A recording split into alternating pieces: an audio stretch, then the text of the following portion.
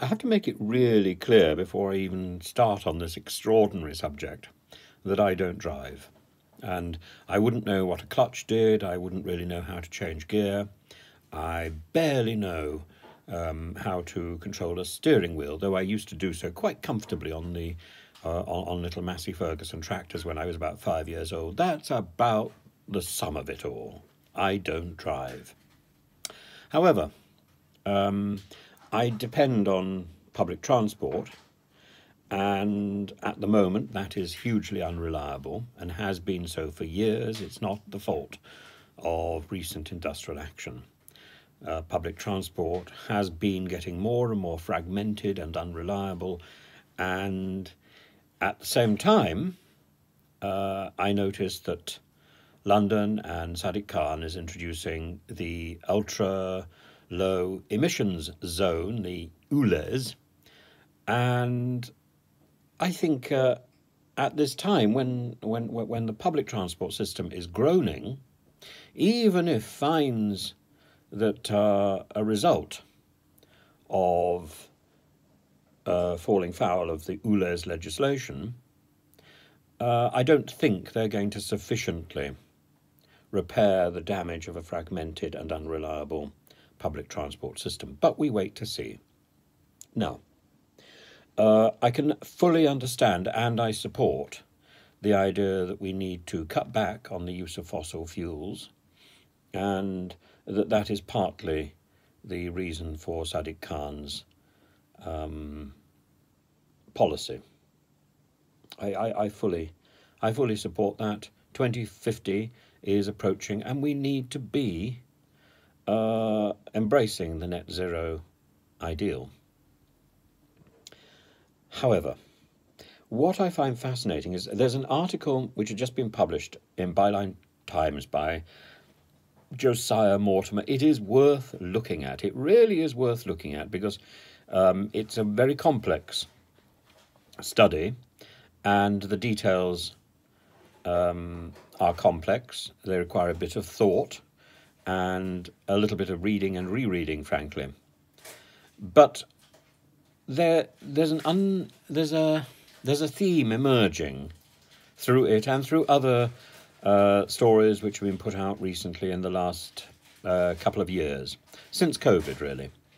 And these are that the politicians we've got of all political hues seem to be above the law.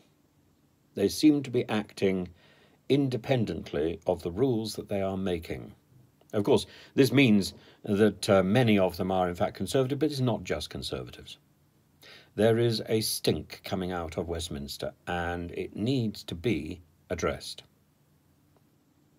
So there's a particular group that Josiah addresses, which is the all-party parliamentary group for fair and what is it now?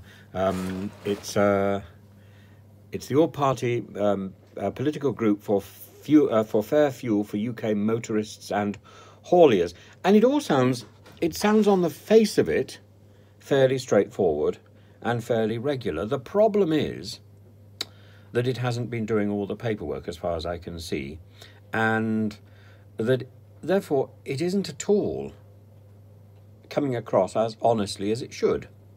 Of course, in a parliament, you want people to be collecting information from every possible source. You want people to be gathering the pros and cons on any issue, which means listening to people who don't share your point of view.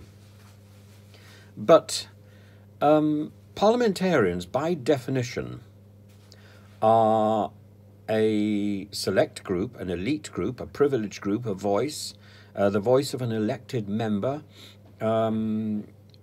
makes any group that they belong to a talking point. It gives any group volume, kudos, value, no matter how worthy or scurrilous the cause. So these all-party parliamentary groups need to be scrupulous about advertising who is in them and who is funding them. Any links to such groups by action groups, any funds supplied have an impact on what an overworked MP may say. Such funding can influence a debate or the outcome of a debate. So, for example, the link to this particular all-party parliamentary group, the link to the global warming policy, that's a thing also called de-smog. It's a thing set up by Nigel Lawson. Quote, to combat the harmful policies, to combat climate change. These things surely have a very specific remit. They're not just simply abstract academic organisations. They're there to frustrate, in this particular case, to frustrate the policies like ULEZ, and to quote, to challenge the costs and other implications of policies currently being advocated. They talk about, quote, contested science. And the organisations lobbying an APPG, like the Fair Fuel Group, and like it's like the Fair Fuel Group, which lies behind the current APPG, they've successfully lobbied to halt tax and VAT since 2010, apparently, according to Josiah, to the tune of £160 billion, and that, he points out, is more than the annual NHS budget. And at the same time, the APPG Fair Fuel chairman, Craig McKinley, is also the head of the Net Zero Scrutiny Group. So you've got one particular person, and in fact many people, and Priti Patel has now joined this group, apparently, according to this article. But I can't see her name on any official list. It's there's and Howard Cox, very interesting person, is involved in lobbying this particular group. All of this, it comes down to one simple question. Are our MPs lazy, duplicitous, or stupid?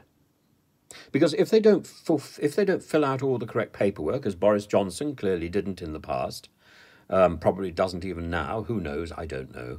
But if they don't fill out all this paperwork, is it because they're lazy? Is it because they don't want anyone to know? Is it because they're duplicitous? Or is it because the paperwork is so complex and they are too stupid to be able to do the job? In which case, we need to simplify the bureaucracy. I would always go for the third option. But I suspect option 2, and I am extremely worried that a lot of the MPs that we've elected into our current parliament are frankly lazy, and they're just sunning themselves on the beach in Crete. Oh, maybe I'm thinking there of one specific MP. Oops, whoopsie, don't want to say anything about that, and wouldn't remotely want to allege that anyone was bullying when they're not. But, I think, as I say, it's a very complex issue, but it boils down to a simple question. Are our MPs lazy, duplicitous, or stupid? Because the paperwork that underpins these organisations should tell us what connections people have and who is involved in these groups, and yet that paperwork isn't available. It should be available. We should have an open and transparent government, and yet we don't. And while we don't, there's every opportunity for corruption and dodginess. And there's every opportunity for somebody to say it's corrupt and dodgy, even if it isn't, even if it's above board. It just looks bad, don't you think? Check out Josiah's article on Byline Times. It's well worth a read.